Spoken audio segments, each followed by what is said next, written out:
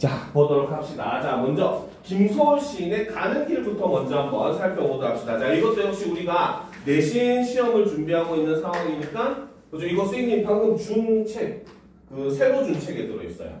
알겠죠? 방금 새로 준 책. 그거 말고 책 하나 더 주지 않았나? 아니구나, 너 안 줬구나. 늦게 와서. 여기 있어요. 알겠죠? 여기 보면은 제일 앞에. 여기부터. 알겠습니까? 자, 그래서 가는 길 하고 이거 다음에 윤호영의 이제 수필 참새 그 부분 들어갈 겁니다. 자, 먼저 가는 길 내용 정리부터 하고 작품을 돌아가 보도록 합시다. 자, 이 글의 갈래는 자유시이고 서정시입니다. 형식에 얽매임 없이 쓴 자유롭게 쓴 시고 개인의 감정을 노래한 서정시이죠. 자, 성격은 자, 전통적. 자, 김소월 시인 자체가 우리가 방학 때도 한번 배웠었잖아요. 그렇죠? 바로 전통적 서정시인이다라고 해서 우리 민족 고유의 그런 정서를 고유의 율격에 맞춰서 노래를 한 그런 시인입니다. 그 다음 민요적, 바로 상응부 율격을 사용한다는 게 바로 민요적이다라는 뜻이고, 애상적, 바로 이별의 안타까움. 애상이라는 말은 안타까움이라고 생각하시면 됩니다. 알겠죠? 그래서 안타까움을 노래하는 거고, 서정적, 저 개인의 감정을 이렇게 노래하더라. 자, 제재는 바로 임과의 이별을 다루고 있는 시죠. 자, 운율은 자, 자유시기 때문에 일단 기본적으로 내재율을 취한다라고 이야기를 해요. 내재율이라고 하는 것은 시 속에 운율이 잠겨있기 때문에 우리는 그걸 읽어봐야 운율을 느낄 수 있다라고 얘기를 한다는 거죠. 자, 그런데 바로 이 김소월의 시 같은 경우는 자, 자유시기는 하지만 비교적 좀 규칙적으로 끊어 읽을 수 있죠. 바로 7, 5조 3 음보의 민요적 율격을 취하고 있다. 자, 요거는 이제 운율 관련된 내용으로 반드시 시험 문제에 나오는 부분이기 때문에 선지로라도 나오기 때문에 여러분들 잘 알아둘 필요가 있습니다. 알겠죠? 자, 그 다음 이제 주제는 바로 뭐다? 이별의 아쉬움과 임에 대한 그리움을 담고 있다 하고 볼 수 있다는 거죠. 자, 특징은 자, 첫 번째로 자, 이 작품은 좀 특이하게 선정 후경의 구조를 취합니다. 자, 이거는 나중에 설명을 해줄게요. 자, 두 번째. 자, 유음과 비음을 사용을 하죠. 일종의 울림소리를 사용을 함으로써 자, 음악적 효과를 느낄 수가 있다.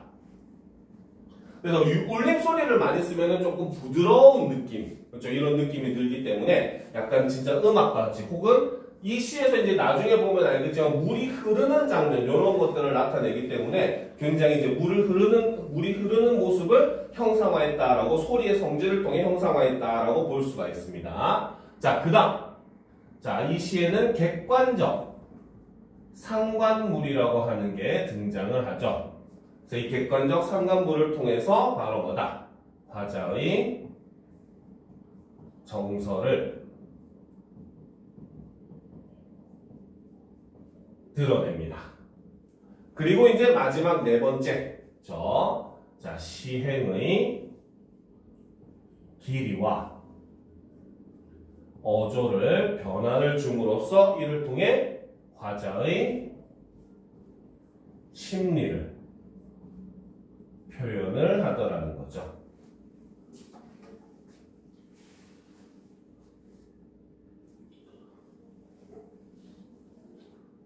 됐습니까? 다 적었습니까? 그죠? 자, 그러면 이제 본격적으로 이제 내용을 한번 살펴보도록 합시다.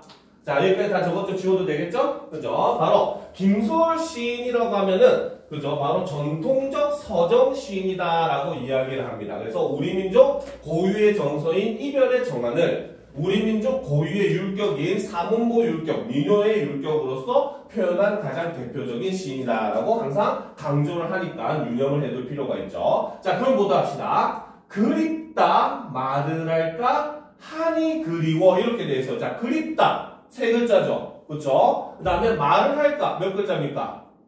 네 글자. 3 더하기 4는 7. 그쵸? 그 다음에 한이 그리워 몇 글자? 5글자입니다. 그죠? 자, 그래서 끊어 읽을 때 그립다 말을 할까 한이 그리워라고 해서 여기서는 7, 5조 3음보 율격을 취하고 있죠. 이런 걸 우리는 민요조 혹은 민요적 율격이다 라고 이야기를 합니다. 자, 그리고 이 시의 처음에서 화자는 대놓고 얘기합니다. 그립다 라고 얘기를 하죠. 그쵸? 자, 이 그립다 라고 하는 게 바로 뭐다? 화자의 정서를 아예 대놓고 직접 제시 혹은 직접 표출 같은 뜻입니다. 알겠죠? 그래서 표출하고 있다, 직접 제시하고 있다 같은 말이죠. 자, 근데 이제 한번 보도록 합시다. 자, 그립다 말을 할까 한이 그리워 이렇게 돼 있어요. 그렇죠? 그런데 우리가 일반적인 문장으로 표현할 때는 어떻게 표현해야 된다? 그립다 말을 할까 하니 그립네 이렇게 표현해야죠. 올바른 문장이 되잖아요. 그렇죠? 자, 그렇기 때문에 사실은 여기서 이 한이라고 하는 말은 그죠? 사실은 어디에? 요쪽에 위치를 해야 되는 말이다라고 볼 수 있다는 겁니다. 알겠죠? 그래서 우리는 이것을 뭐라고 한다? 바로 행간 걸침이라고 합니다. 알겠습니까? 행간 걸침이라고 하는 것은 원래는 문장 구조상 다른 행에 붙어야 되는 시어가 알겠죠? 다 뭡니까? 그 행이 아닌 또 다른 행에 붙어가지고 표현되는 걸 우리는 행과 행 사이에 걸쳐져 있다라고 해서 행간 걸침이라고 해요. 알겠죠? 자, 그런데 선생님이 지금 읽는 방식으로서 한번 잘 들어보도록 합시다. 자, 원래대로 행간 걸침이 쓰지 않았다고 얘기했을 때는 읽으면 어떻게 읽어야 되냐면 그립다 말을 할까 하니 그리워 이렇게 되는 거거든요. 그런데 지금 여기에 쓰여진 대로 행간 걸침을 사용해서 읽어보니까 어떻게 느낌이 된다? 그립다 말을 할까 하니 그리워 요렇게 이제 읽어진다는 거죠. 그렇죠? 느낌이 조금 뭔가 약간 달라지는 느낌을 느낄 수가 있겠죠. 그렇죠? 즉 일부러 여기서 행간 걸침을 사용함으로써 어떻게 바로 망설이는 그렇죠? 화자의 심리를 그렇죠? 이렇게 효과적으로 표현을 하더라는 거죠. 그래서 행간 걸침을 함으로써 일부러 호흡을 늦춰버린다는 겁니다.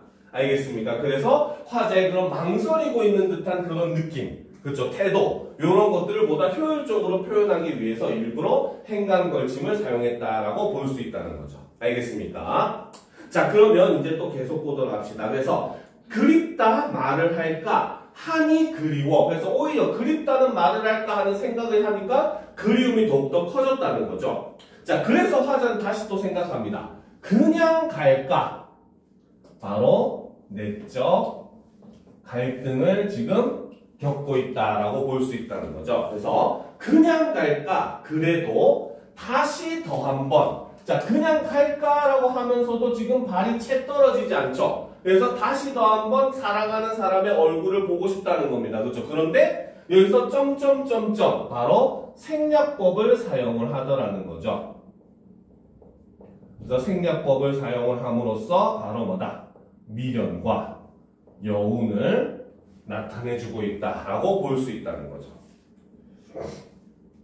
됐습니까? 자, 그래서 이제 우리가 여기 1년부터 2년까지 그렇죠? 자, 요 부분은 지금 바로 뭐다? 지금 사랑하는 사람과 헤어져야 되는데 그립다 말을 할까 하니까 막 그림이 몰려오니까 이제 그냥 가야 되나. 그래서 지금 살아가는 삶과 헤어져야 되나 말아야 되나 지금 그 순간에 가야 되는 그런 순간에서 내가 어떻게 해야 되나를 자꾸 고민하는 화자의 모습이 드러나고, 자 여기서는 바로 화자의 그렇기 때문에 내적 심리가 제시가 되고 있죠. 그래서 우리는 이것을 선정이라고 얘기를 합니다.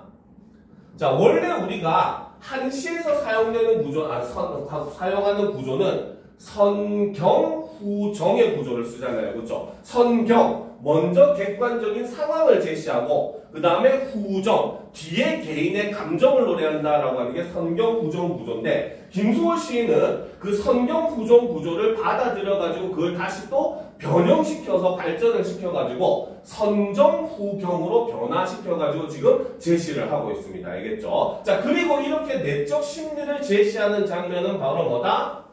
화자의 내적 갈등 상태를 나타내주고 있죠. 그러니까 어때?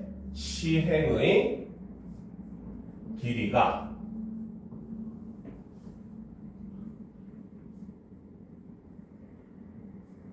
짧은 형태를 취하고 있다는 거죠.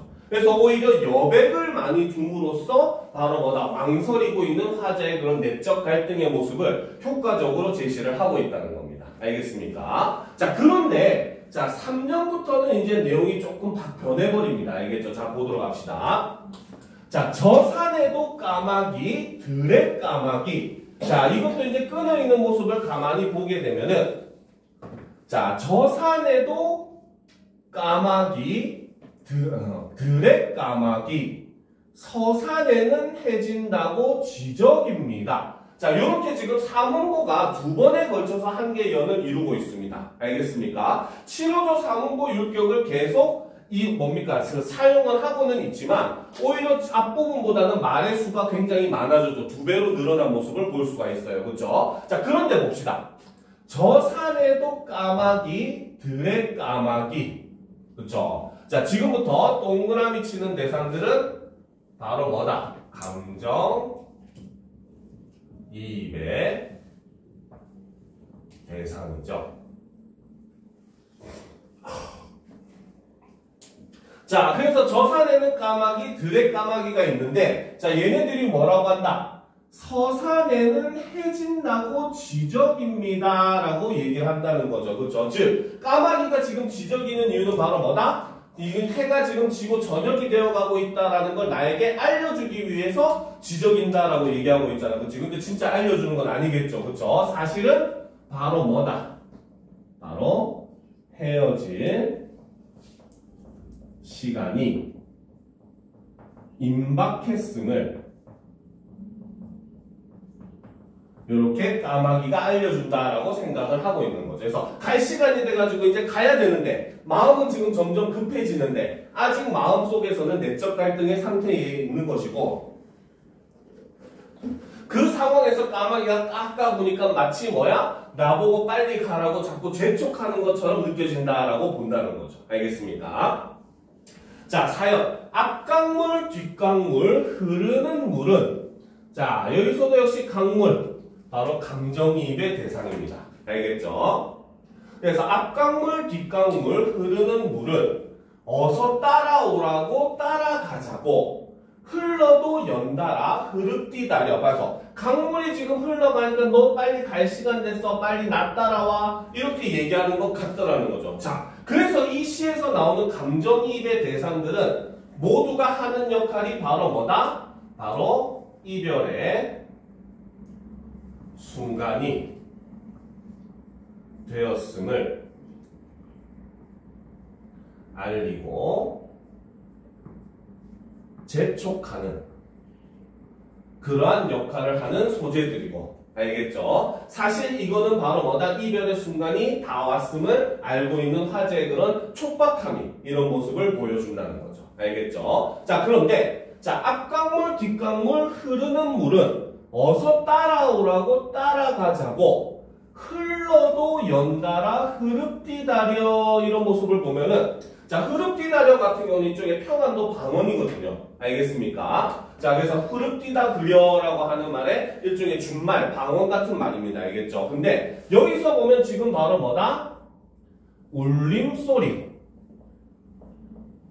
그렇죠? 그렇죠. 울림소리를 사용을 하더라는 거죠. 그래서 이를 통해서 발음은 뭐다?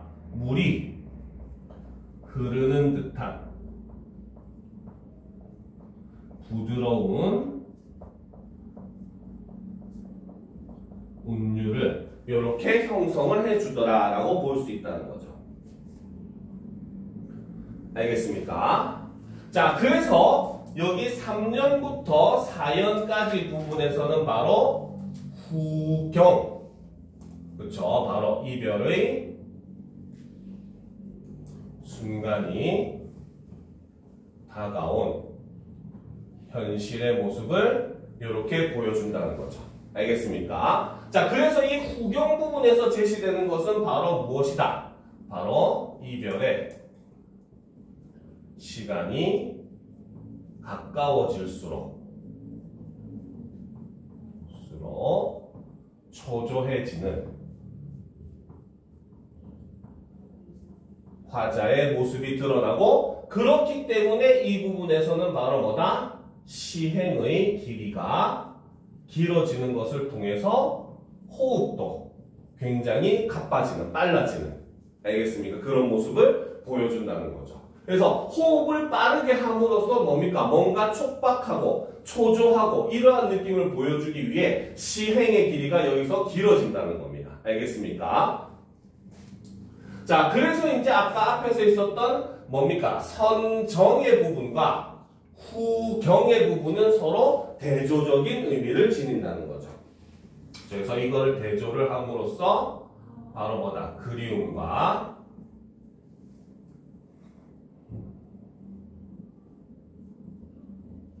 망설임을 강조해주는 이러한 효과가 있더라 라고 볼 수 있다는 거죠. 알겠습니까?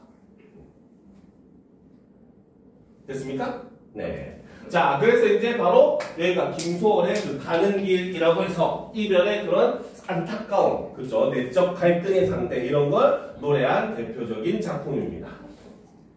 알겠습니까? 왜요? 난 또 무슨 일이 있다고. 자, 그러면 이제 여기 함께 실려있는 작품 정호승의 슬픔이 기쁨에게 한번 살펴보도록 합시다. 그럼 다 지워도 됩니까? 다 적었어요? 그렇죠. 자, 보도록 합시다. 자, 요 시도 역시 당연히 시험 범위니까 정리를 하고 들어가도록 합시다. 자, 이 글의 갈래는 역시 자유시이고 서정시입니다. 자, 성격은 성찰적, 바로 자신의 모습을 반성하고 돌아보는, 현대인들의 모습을 반성하고 돌아보는 시고, 비판적, 개인의 욕심만 추구하는 현대인들의 모습을 비판하는 작품이고, 그 다음 의지적, 그렇죠? 바로 너라고 하고 얘기하는 시적 청자를 뭡니까? 변화시키겠다는 그런 의지를 보여주는 것이고, 그 다음 박애적. 자, 박애라고 하는 것은 바로 뭐다? 인류에 대한 사랑, 그렇죠? 특정한 누군가가 아닌 불특정 다수에 대한 그런 사랑의 마음을 우리는 박애다라고 얘기를 하죠.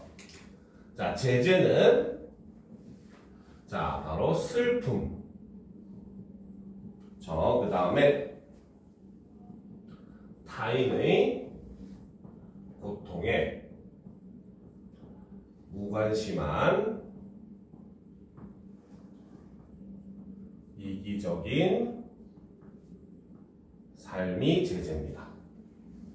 자, 주제는 이기적인 삶에 대한 반성과 소외된 이웃에 대한 사랑과 관심을 촉구하는 그러한 작품이죠. 자, 특징은 첫 번째, 자, 화자가 슬픔입니다. 알겠죠? 자, 그 다음에 시적 청자가 기쁨입니다. 알겠죠? 자, 그래서 바로 화자가 청자를 질책하는, 야단치는, 그렇죠? 방식을 통해, 그렇죠? 주제를 표현을 하죠.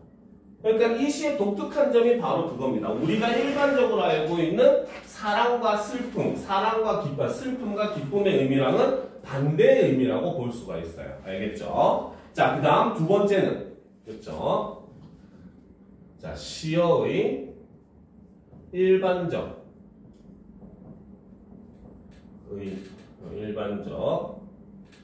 의미에서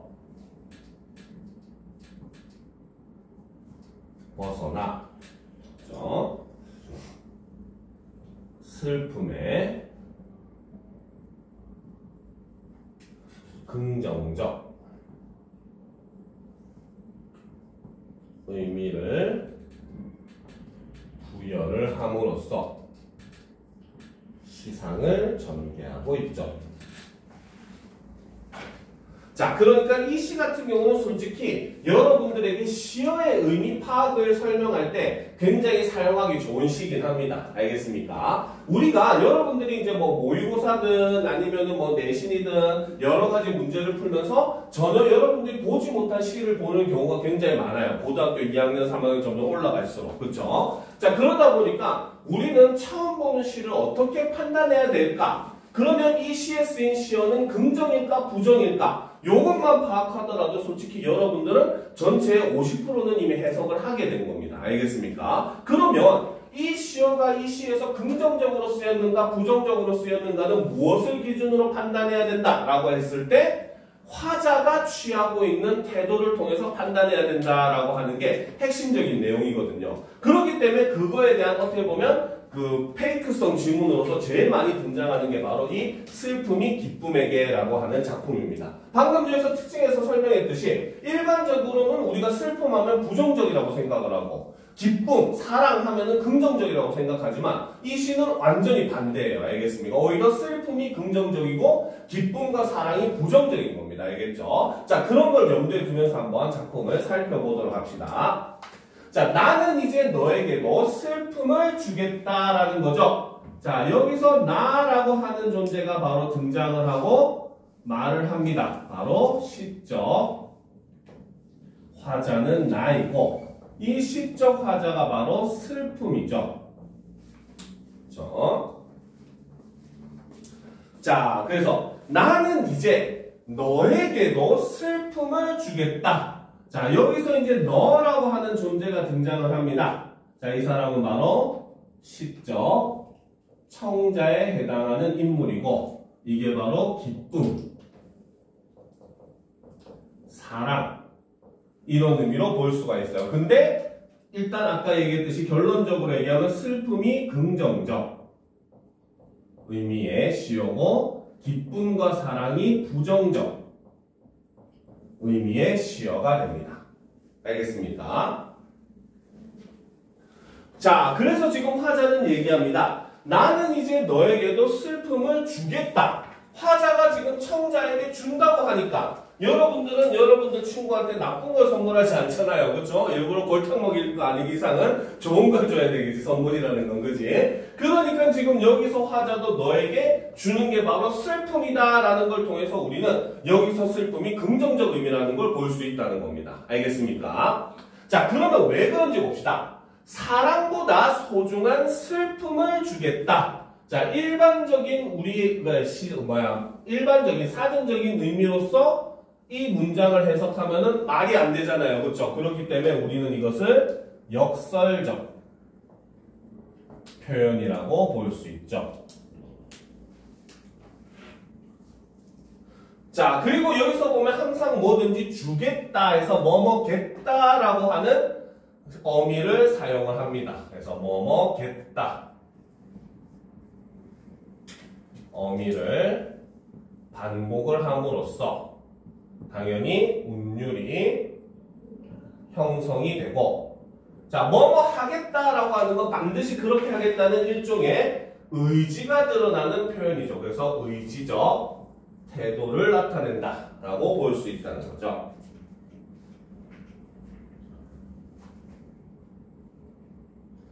자, 그래서 지금 화자는 사랑보다 오히려 슬픔이 소중하다라고 얘기합니다. 자, 그러면 왜 그런지도 이제 봐야 되겠죠. 봅시다. 겨울밤 거리에서 귤 몇 개 놓고 살아온 추위와 떨고 있는 할머니에게, 자, 지금 이 할머니는 뭐 하고 있는 할머니입니까?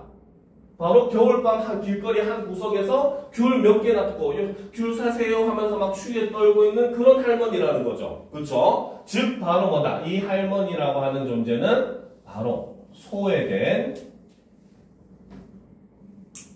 이웃을 나타내는 존재다라고 볼 수 있다는 거죠. 자, 그런데 그런 할머니에게 너는 어떻게? 귤값을 깎으면서 기뻐하던 너를 위하여. 자, 여기서 너라고 하는 존재는 바로 뭐다? 이 한겨울에 그 추위가 추운 그 한 길고 골목 한 구석에서 귤 겨우 몇 개 넣고 팔고 있는 그 할머니한테 어떻게? 귤값을 깎으면서 기뻐하고 있다는 겁니다. 알겠습니까? 그러면 여기서 드러나고 있는 바로 기쁨이라고 하는 것의 속성은 바로 뭐다? 바로 타인의 아픔은 생각하지 않고 자신의 이익만을 위하는 이기적인 기쁨이라는 거죠. 알겠습니까? 그러니까 이 기쁨에 반대되는 슬픔이라고 하는 건 바로 뭐다? 타인을 위해 줄 수 있는 마음이라는 겁니다. 알겠습니까? 그래서 그런 너를 위하여 나는 슬픔의 평등한 얼굴을 보여주겠다라는 거죠. 그렇죠? 즉 바로 뭐다? 자, 슬픔의 평등한 얼굴이라고 얘기하는 이유는 바로 무엇 때문이다? 즉 소외된 이웃도 바로 뭐다? 우리와 같은 인간이라는 평등한 그런 생각을 가질 수 있도록 내가 하겠다. 이런 의미라고 볼 수 있다는 거죠. 자, 그래서 이 슬픔의 평등한 얼굴은 바로 뭐다? 자, 소외된 이웃을 평등한 대상으로 볼 수 있는 태도를 가지도록 너에게 알려주겠다. 이런 의미로 볼 수 있다는 겁니다. 알겠습니까? 자, 계속 보도록 합시다. 자, 내가 어둠 속에서 너를 부를 때, 그쵸? 자, 지금 화자가 바로 뭐다? 어둠 속에서 너를 부르고 있어요. 좀 도와줘 하고 부르겠죠? 당연히 여기서 어둠이라고 하는 것도 바로 뭐다? 일종의 시련, 고난, 이런 상황이라고 볼 수 있다는 거죠. 자, 그런데 단 한 번도 평등하게 웃어주질 않는, 그쵸? 바로 뭐다? 너라고 하는 존재는 바로 뭐다? 단 한 번도 도움을 청하는 나를 위해서 평등하게 웃어주질 않더라는 겁니다. 알겠습니까? 그래서 여기서는 바로 뭐다? 어려운 이웃을 외면하는 몰인정한 태도를 가지고 있다라는 거죠. 자, 가만히에 덮인 동사자가 다시 얼어 죽을 때, 자, 가만히에 덮인 동사자가 무슨 뜻이야? 얼어 죽은 사람을 우리는 동사자라고 하잖아. 그치? 근데 이 사람이 또 얼어 죽는데 말이 돼요? 안 돼요? 안 되잖아. 그치? 역시 역설적 표현이 되겠죠. 말 자체가 성립하지 않죠. 자, 그런데 이 말은 무슨 뜻이다? 가만히에 덮인 동사자가 다시 얼어 죽는다라고 하는 것은 바로 무슨 뜻이다? 바로 고통이 더욱 심해진다. 심해지는 현실. 즉 소외된 이웃의 그 뭡니까? 그 고통스러운 상황이 더욱더 심해지는 그러한 상황에서도 가만히 한 장조차 덮어주지 않는, 그쵸? 즉 저 사람이 얼어 죽어가고 있는데도 불구하고 가만히 한 장, 다른 뭐 옷을 벗어주는 것도 아닌 가만히 한 장조차도 덮어주지 않더라. 즉 최소한의 인정조차 베풀지 않는, 그쵸? 너의 모습이라는 거죠. 그치? 자, 그래서 지금 꺽쇠로 표시합시다. 가만히에 덮인 동사자가부터 덮어주지 않은까지 꺽쇠로 표시하고, 자, 즉 여기서 얘기하는 건 바로 뭐다? 무관심으로 인한 죽음이 또다시 외면받는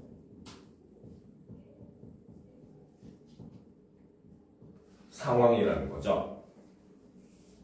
그렇죠? 그러니까 최근에도 이런 경우 많잖아요. 고독사라고 해가지고 저 사람들이 혼자 살다가 거의 뭐 죽고 나서 한 달 뭐 지나고 뭐 몇 개월 지나고 나서 시체로 발견되는 그런 모습들 보잖아요. 그렇죠? 이런 사람들이 바로 뭐야? 물론 돌봐주는 가족이 없는 것도 문제지만 최소한의 인간다운 생활을 할 수 있는 그런 여건 자체가 안 되는 그런 사람들이라는 거죠. 근데 그 사람들이 이렇게 죽어가지고 몇 달이 지날 동안에도 발견되지 않을 정도로 현대사회는 다른 사람에 대해서 굉장히 무관심한 모습을 보여주고 있더라라는 겁니다. 알겠습니까? 자, 계속 봅시다. 그래서 가만히 한 장조차 덮어주지 않는 무관심한 너의 사랑을 위해서, 그렇죠? 여기서도 역시 이 사랑이라고 하는 것을 지금 부정적인 의미로 보여준다는 거죠. 그래서 여기서 너의 사랑이라고 하는 것은 바로 무엇이다?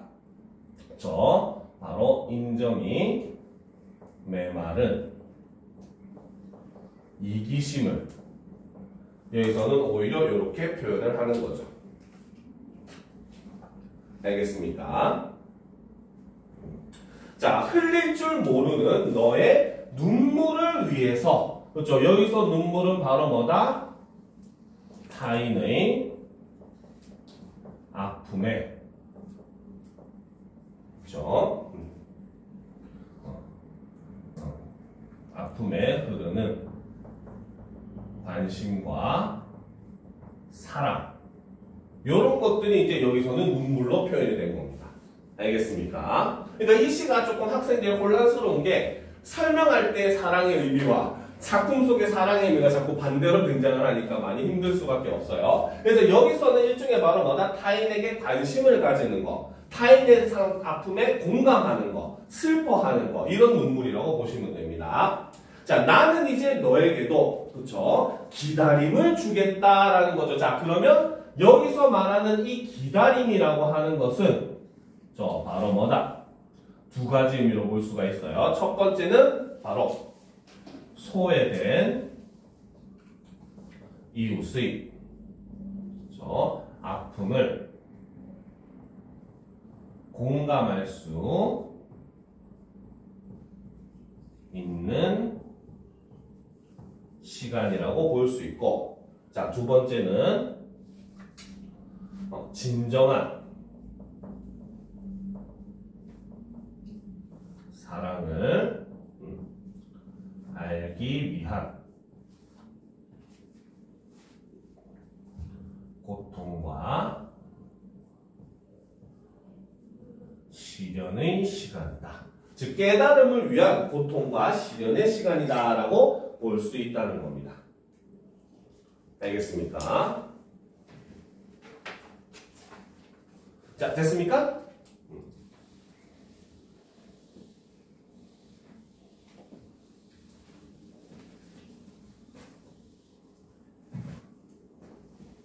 자, 다 적었죠? 자, 그러면 계속 보도록 합시다. 자, 이 세상에 내리던 한방 눈을 멈추겠다라는 거죠. 자, 화자가 역시 마찬가지 멈추겠다라고 얘기하는 거 보니까 당연히 한방 눈도 긍정이다, 부정이다? 긍정이다, 부정이다?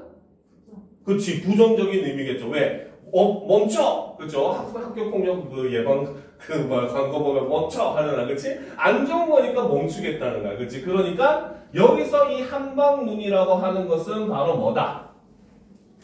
그쵸? 이 한방눈이라고 하는 것은, 바로, 일종의, 자, 가진 자들이 누리던 기쁨이라고 볼 수가 있고, 혹은 그냥 시련 고난으로 볼 수도 있어요. 그 사람들에게 내리는. 근데 이런 것들 자체가 오히려 바로 뭐다? 소외된 이웃들의 고통을 심화시키는 그러한 존재들이라는 거죠. 알겠습니까? 자, 그래서 이 세상에 내리던 한방눈을 멈추겠다. 보리밭에 내리던 봄눈들을 데리고, 그쵸? 추워 떠는 사람들의 슬픔에게 다녀와서 눈 그친 눈길을 너와 함께 걷겠다라는 거죠. 즉, 바로 너와 함께 이 눈길을 걷겠다라고 하는 것은 바로 뭐다? 이기적인 너에게, 자, 소외된 이웃들의 고통을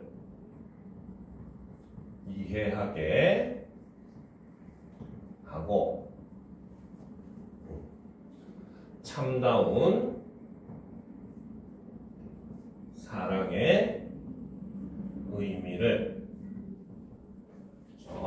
깨닫게 하고자 한다는 화자의 의지를 이렇게 나타내주고 있다는 거죠. 그래서 너에게 진정한 사랑의 의미를 알려주겠다. 이런 의미로 보시면 됩니다.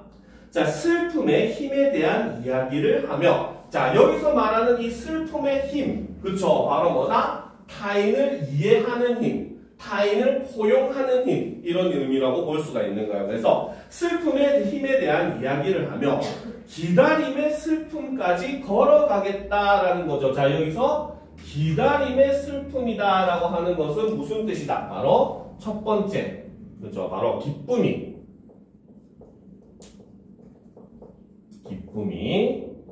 슬픔의,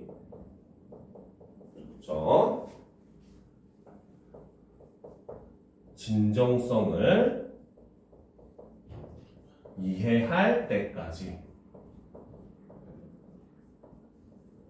즉, 네가 진정한 슬픔의 의미를 깨달을 때까지 이런 의미로 볼 수 있고, 또 한 번, 두 번째 같은 경우는 뭐다? 한방눈이 그치고 봄눈들이 내려와서 그 봄눈들을 데리고 뭡니까? 추워 떠는 사람들의 슬픔에 다녀온다고 얘기했잖아요. 그렇기 때문에 여기서 두 번째 의미는 바로 뭐다? 소외된, 그렇죠? 이웃들의 슬픔이 극복될 때까지, 이런 의미로도 해석이 가능하다는 거죠. 그래서 이 슬픔, 뭡니까? 소외된 사람들의 슬픔이 극복이 되는 그 시간까지, 혹은 기쁨이라고 하는 너가 진정한 의미의 슬픔을 깨달을 때까지, 이때까지 나는 어떻게 함께 걸어가겠다라고 이야기를 함으로써 바로 현대사회의 타인에 대한 그런 뭡니까? 몰인정함, 그렇죠? 인정의 메마름, 타인에 대해서 무관심함, 이러한 세태를 비판하고, 그러한 세태가 아닌 서로가 어떻게 타인의 슬픔을 감싸 안을 수 있는 그런 사회를 바라는, 그렇죠? 의지를 가지고 있는 시가 바로 이 정호승의 슬픔이 기쁨에게라고 하는 작품이라는 겁니다. 알겠습니까? 그래서 이런 기쁨과 슬픔의 의미가 일반적인 의미와 다르다는 거 위주로 공부를 하면은 여러분들이 작품 내용 자체는 그렇게 어렵지 않을 겁니다. 알겠죠? 자, 그러면 이제 윤호영의 참새로 넘어가 보도록 합시다. 자, 수필이라서 그렇게 길지 않으니까 후딱 끝내버리도록 합시다. 알겠죠? 자, 참새 역시 정리를 한번 해보도록 합시다. 좀 많이 뒤로 가야 돼요. 여기다. 페이지로 45페이지에 있을 겁니다. 자, 정리부터 합시다. 자, 이 글의 갈래는 자, 비교적 주제가 가벼운 경수필입니다. 즉, 글쓴이가 일상생활에서 경험한 일을 바탕으로 쓴 수필이라는 거죠. 자, 성격은 과거에 있었던 일을 떠올리는 회고적인 모습을 보여주고, 그 다음 그 상황에서 자신을 반성해보는 성찰적인 모습을 보여주고, 그 다음 역시 비판적인 태도도 보여주죠. 그러니까 슬픔이 기쁨에게랑 같이 연관해서 보면 참 좋은 작품이 되겠죠. 자, 제재는 참새입니다. 제목에서 마찬가지. 자, 주제는 그렇죠? 자, 우리 민족의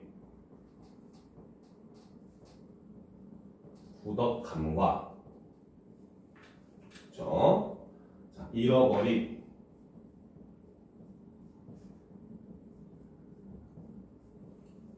어린 시절을 떠올리게 하는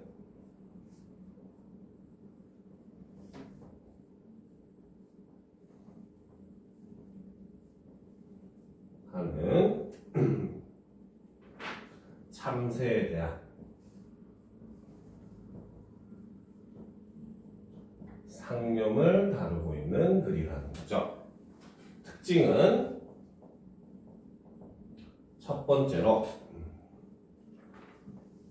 전통적인 것들에 대한 애정이 드러나는 글이고, 두 번째로 과거를 회상합니다. 이 과거 회상을 통해서 바로 뭐다? 삭막해져버린 현대사회에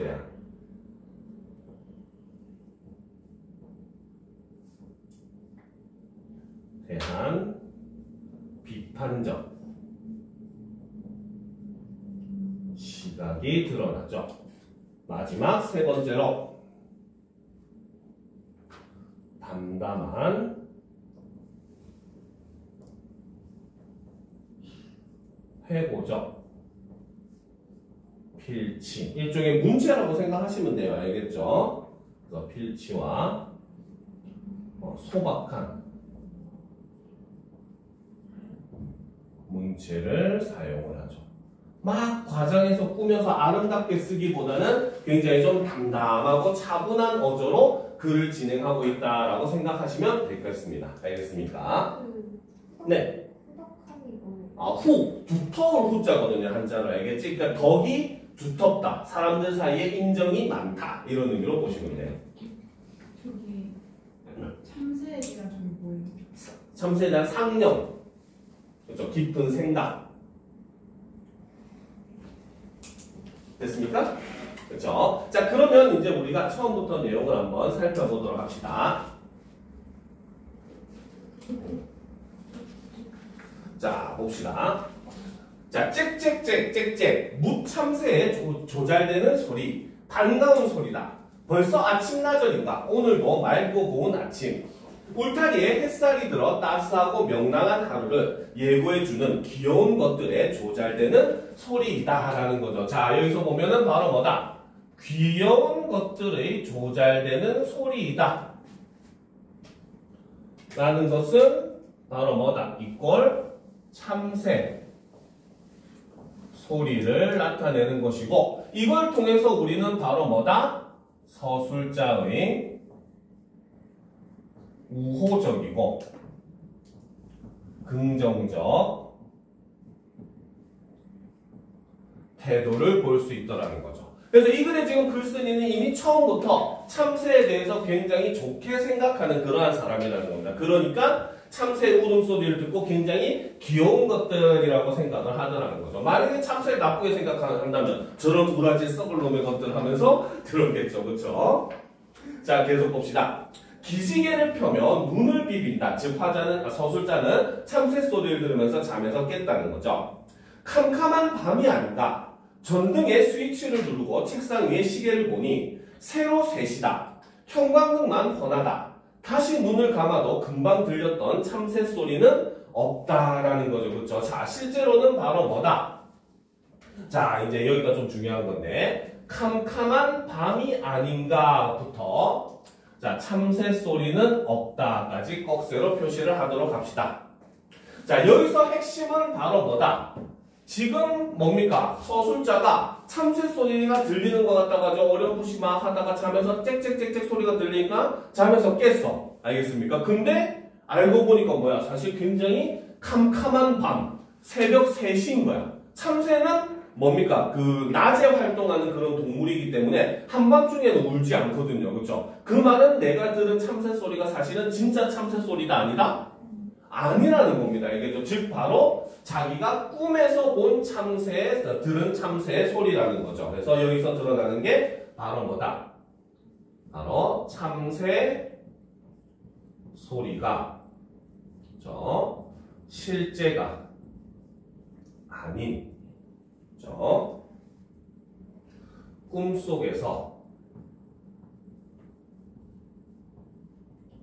들린 것이라는 거고, 자, 그렇기 때문에 바로 이 참새 소리가 화자에게 있어서는 꿈에서 들은 참새 소리죠. 요 참새 소리는 바로 뭐다? 화자가 상념에 빠지는 상념의 계기가 되는 소재다라고 볼 수 있다는 거죠. 자, 눈은 멀거니 청정을 직시한다라는 거죠.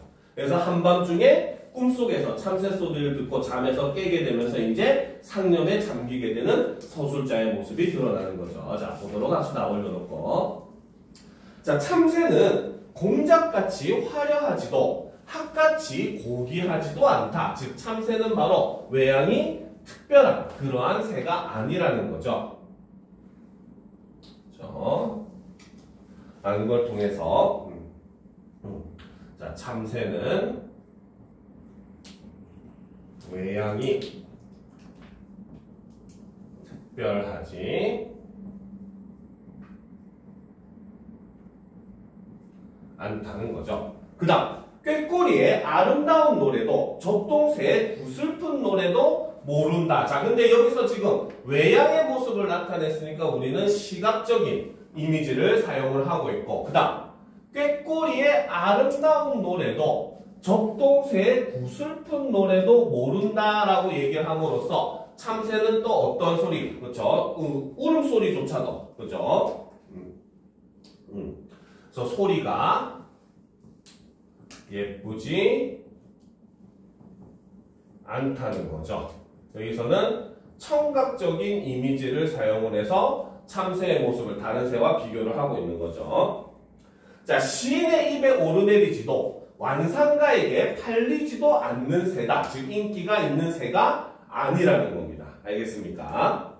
자, 그러나 그 조그만 몸에는 자, 그래서 지금 앞부분 같이 여기가 팔리지도 않는다까지는 일종의 참새가 특별하지도 뭡니까? 그 다음에 인기가 있지도 않은 그런 새라고 제시를 했는데, 그러나를 통해서 여기서부터 내용이 반대가 되는 거죠. 그렇죠? 자, 어떻게 반대가 되는지 봅시다. 그 조그만 몸매는 귀엽고도 매끈하고 색깔은 검소하면서도 조촐하다. 그 조그만 몸매는 귀엽고도 매끈하고 색깔은 검소하면서도 조촐하다. 자, 이것이 바로 참새의 외양을 묘사하고 있는 부분이다라고 볼 수 있다는 거죠. 그리고 이것이 참새의 특징 첫 번째가 되더라는 거죠. 자, 어린 소녀들처럼 모이면 조잘된다라는 거죠. 자, 어린 소녀들처럼 모이면 조잘된다. 자, 그래서 여러 한 마리만 있는 게 아니라 여러 마리가 모여가지고 짹짹짹짹 하고 있는 그런 모습을 보여주고 이거는 참새의 특징 두 번째라는 거죠. 자, 근데 여기서 기습 질문. 어린 소녀들처럼 뭐뭐처럼 뭐뭐 있냐 뭐뭐듯이 뭐뭐 같이 무슨 법? 그렇지, 바로 직유법을 사용을 하고 있죠. 직유법을 통해서 참새들이 여러 마리가 모여가지고 짹짹짹짹 하는 모습을 어린 소녀들의 비유를 한 거죠. 그렇죠? 자, 아무 기교 없이 솔직하고 가벼운 음성으로 자, 아무 기교 없이 솔직하고 가벼운 음성. 자, 요게 특징 세 번째. 참새의 울음소리는 또 굉장히 막 꾸며주거나 막 구슬프거나 이런 거 없지만 굉장히 담백하고 가벼운 그런 소리를 가지고 있다라고 볼 수 있다는 거죠.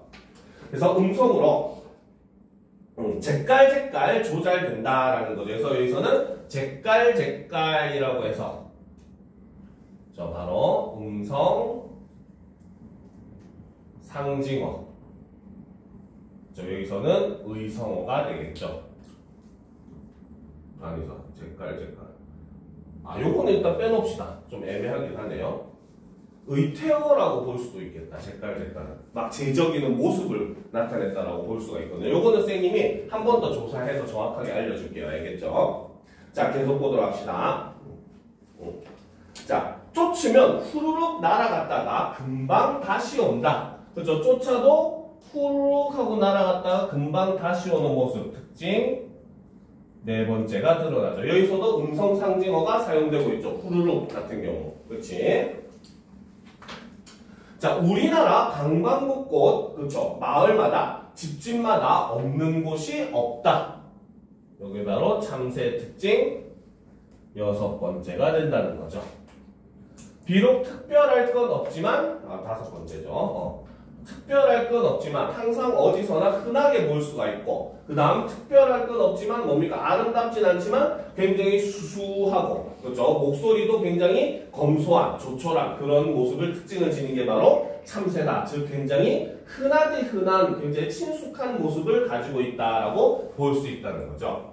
자, 계속 보도록 합시다. 자, 진달래꽃을 일명 참꽃이라고 부르는 것은 무슨 까닭인가? 삼천리 강산 가는 곳마다 이 연연한 꽃이 봄 소식을 전해주지 않는 데가 없어 기쁘든 슬프든 우리의 생활과 떠날 수 없이 가까웠던 까닭이다라는 거죠. 자, 여기서 바로 뭐다? 진달래꽃을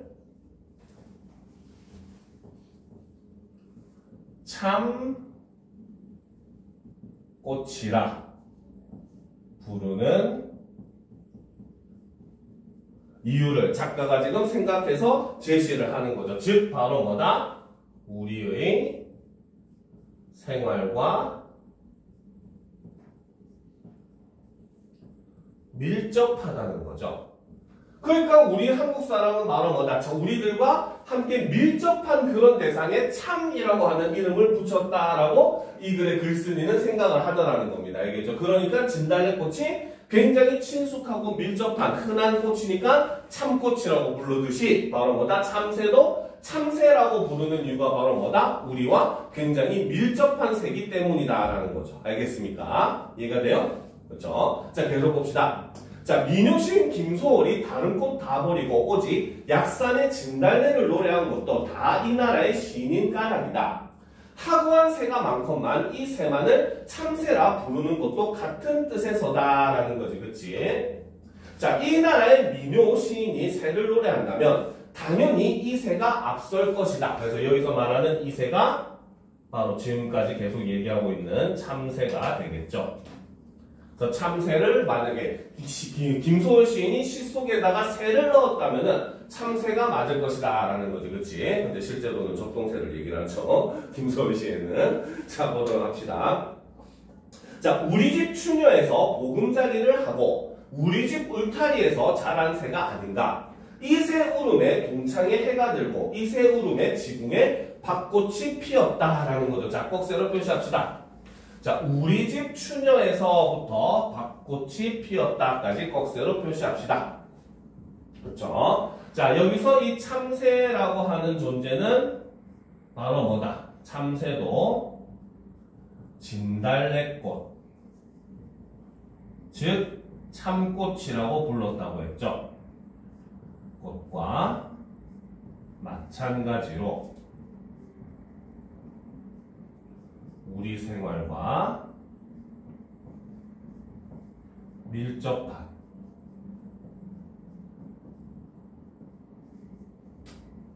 존재라는 것 이렇게 보여주고 있다는 거죠. 됐습니까?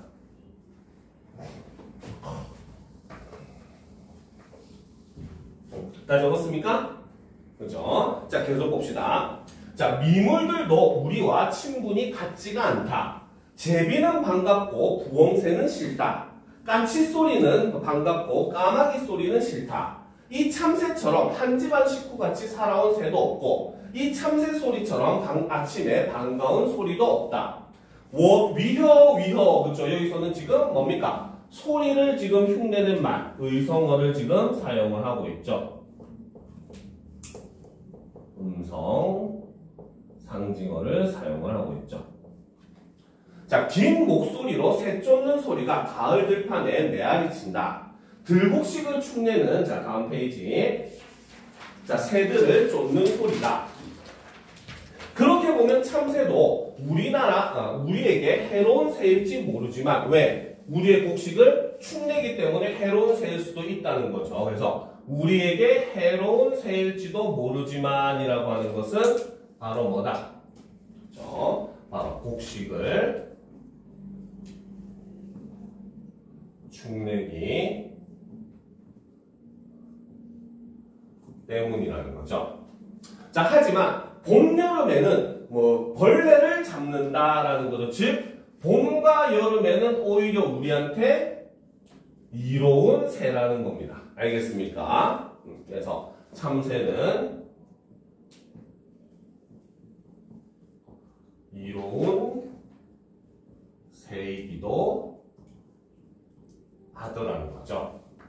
자, 논의 허수아비를 헤엄치고 새를 쫓아 나랑 먹는 것을 금하기는 하지만 쥐잡듯 잡아 없애지는 않는다라가, 즉 바로 뭐야? 새들이 와가지고 곡식을 막 떼먹으려고 하면은 워이 하고 쫓기는 하지만 그렇다고 진짜 막 목숨 걸고 참새를 잡고 이러진 않는다는 거야. 우리 민족은. 알겠습니까? 자, 그래서 보도록 합시다. 밑줄 치면, 자, 나랑 먹는 것을 금하지만,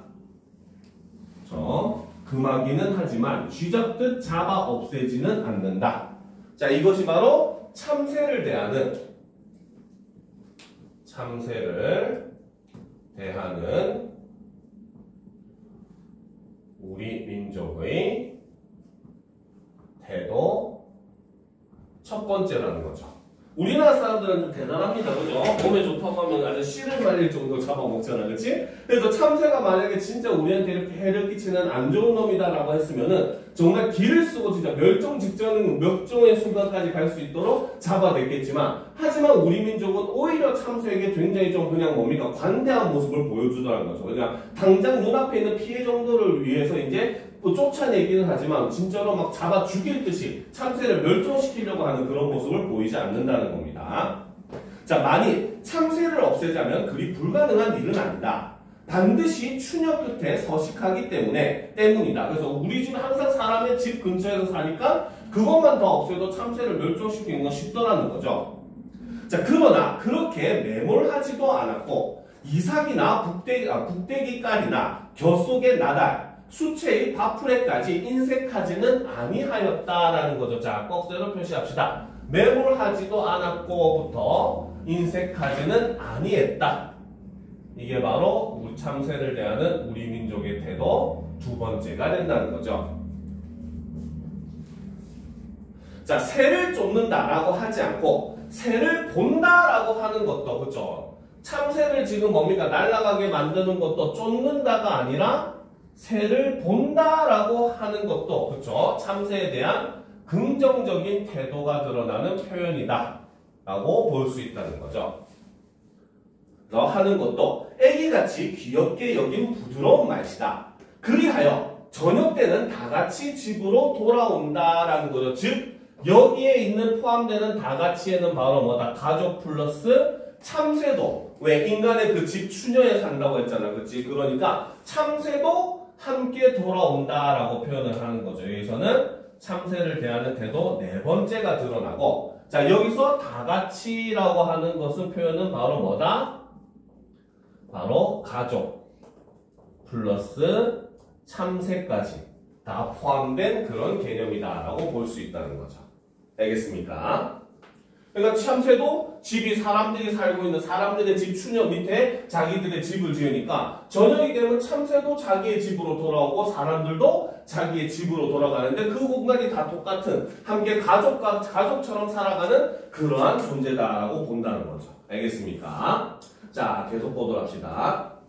자, 지금 생각하면 황급빛 들판에서 푸른 하늘을 향하여 위허 새 쫓는 소리도 유장하기만 하다. 새 보는 일은 대개 소녀들의 일이다. 문득 목단이 모습이 떠오른다. 자, 이를 통해서 바로 뭐다? 갑자기 이 사람 4차원인가 봐요. 그렇죠? 참새 생각하다가 문득 목단이 모습이 떠오른다. 갑자기 딴 사람을 생각을 하는 거죠. 그렇죠? 자, 여기서는 바로 뭐다? 목단과의 추억을 떠올리고 있다는 거죠. 즉 회상의 모습이 드러나는 거죠. 자, 목단이는 우리 집 앞 논에 새를 보러 매일 오는 아랫마을 처녀다. 나는 웃는 목단이가 공주 같다고 생각한 일이 있다. 나보다 너댓 살 손이라 누나라고 불러달라고 했지만 나는 굳이 목단이라고 부르고 누나라고 불러주지 아니했다라는 거죠. 그쵸? 참 유치찬란하죠. 그쵸? 그치? 자, 꺽쇠로 표시합시다. 나는부터 불러주지 아니했다. 그쵸? 자, 여기서 우리는 바로 뭐다? 이 글의 글쓴이. 그쵸? 그러니까 목단에게 호감이 있었다는 걸 알 수 있죠. 그쵸? 참 머시마들은 자기가 좋아하면은 오히려 괴롭히는 이런 이상한 모습을 보여줍니다. 알겠습니까? 그러니까 지금 오히려 목단이가 자기가 나이가 많으니까 누나라 불러 하는데도 일부러 좋아하니까 끝까지 목단이 하고 불렀다는 겁니다. 그죠? 자, 그는 가끔 삶은 밤을 까서 나를 주곤했다.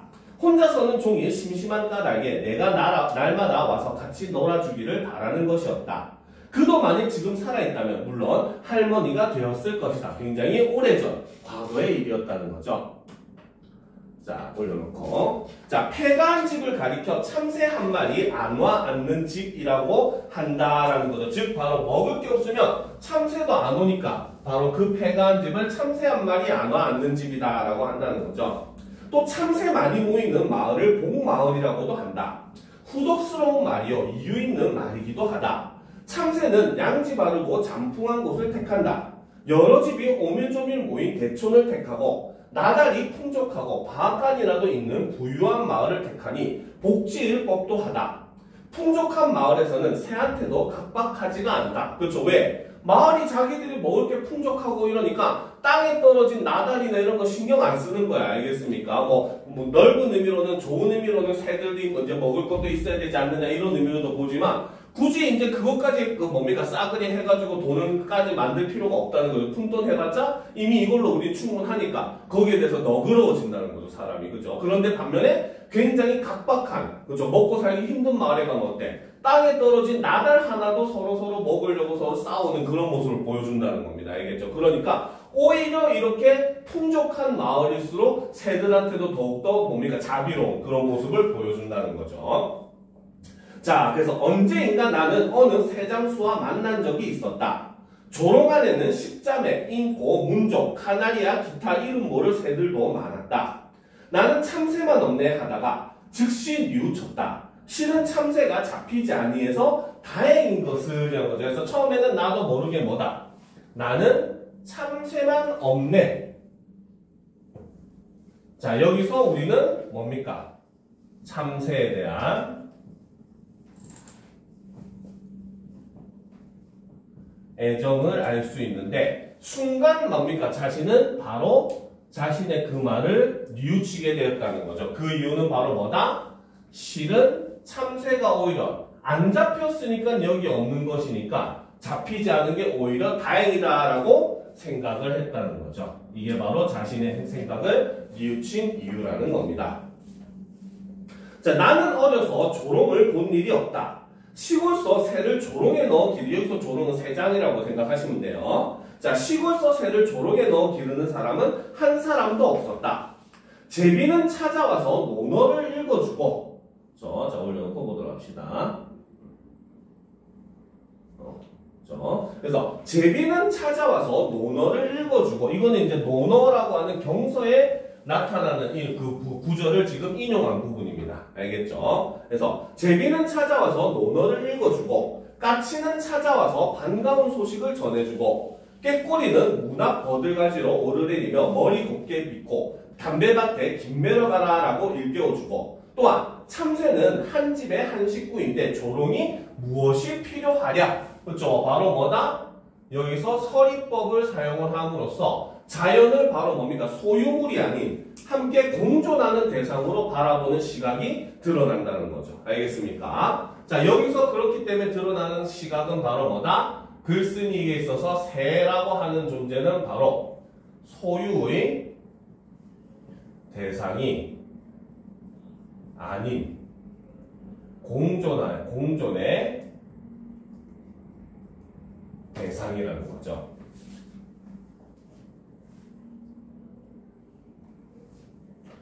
자, 계속 봅시다. 자, 뒷문을 열면 진달래 개나리가 창으로 들어오고, 밭을 걸으며 목사꽃, 살구꽃, 가지각색꽃이 철 따라 날고, 뜰 앞에 괴석에는 푸른 이끼가 이슬을 머금고 있다. 그래서 바로 자연 그대로 아름다움을 가지고 있는 곳이라는 거죠. 여기에 만일 꽃꽂이를 한다고 꽃가지를 꺾어 방 안에서 시들이고, 돌을 방구석에 옮겨놓고 먼지를 앉혀 이끼를 말리고, 또 새를 잡아 가두어 놓고 그 비명을 향락하는 자가 있다면 그는 분명 악취며 그것은 살풍경이었을 것이다 라는 거죠. 자, 꺽쇠로 일단 표시를 해놓고 넘어가도록 합시다. 자, 여기에 만일 꽃꽂이를 한다면부터, 그렇죠? 자, 다음 페이지. 자, 살풍경이었을 것이다 까지 꺽쇠로 표시를 하도록 합시다. 그렇죠? 자, 이렇게 바로 뭐다? 자연을 자기의 것으로 소유하려고 하는 태도는 마치 뭐다? 살인을 하는 그러한 굉장히 안 좋은 풍경이다라고 이야기를 한다는 거죠. 자, 여기서 지금 얘기하는 것은 바로 뭐다? 자연을, 그렇죠? 거스르고 소유하려는 행동에 대해서 이야기를 하고 있고, 이것은 바로 뭐다? 현대인들이 자연을 대하는 태도이자 작가가 비판적으로 바라보고 있는 태도다라고 볼 수 있다는 거죠. 자, 그런데 이제는 이 참새도 씨가 져서 천연기념물로 보호대책이 시급하다는 이야기다.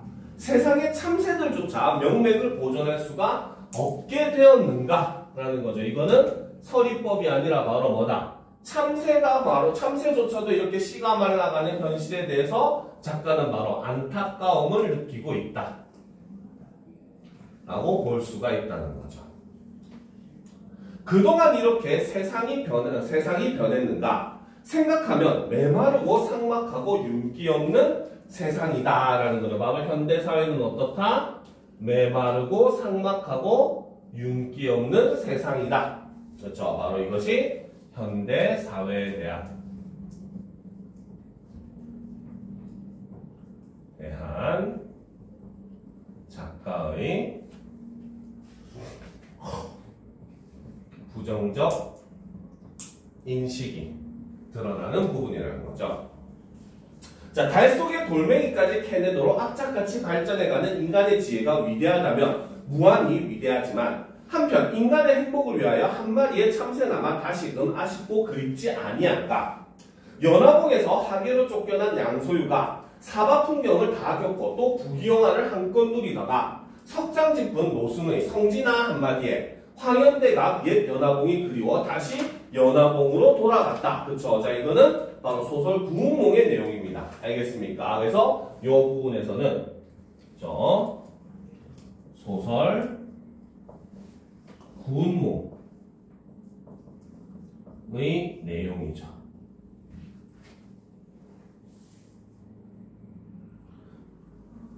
자, 일단 좀 올려놓고 보도록 합시다.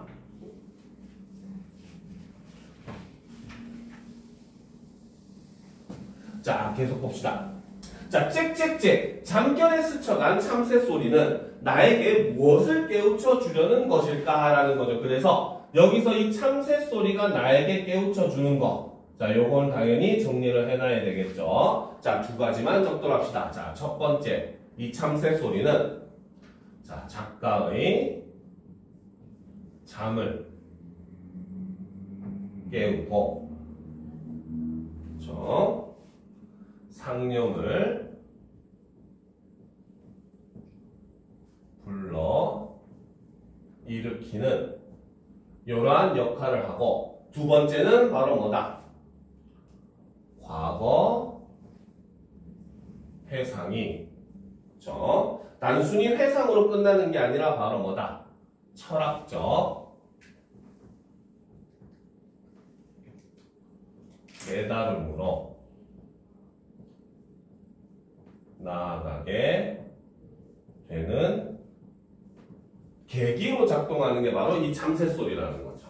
그러니까 단순히 처음에는 바로 뭐다? 참새가 참 우리랑 친숙하다, 참새 너무 귀엽고 좋구나 하는 생각으로 했는데, 우리 현대 사회는 그 참새마저도 뭐다? 이제는 보기 힘든 그런 사회가 되었구나라고 하는 현대에 대한 이런 그 비판적 시각에 대한 생각으로 생각이 흘러갔다가, 그리고 마지막에 이런 참새 같은 것들이 굉장히 소중한 존재, 우리와 함께하는 존재다라고 하는 그런 철학적 깨달음으로, 자연이라고 하는 건 인간과 함께해야 된다는 그런 철학적 깨달음으로 이제 나아가는 게 만든 것이 이 참새 소리라고 하는 소재가 하는 역할이라는 거죠.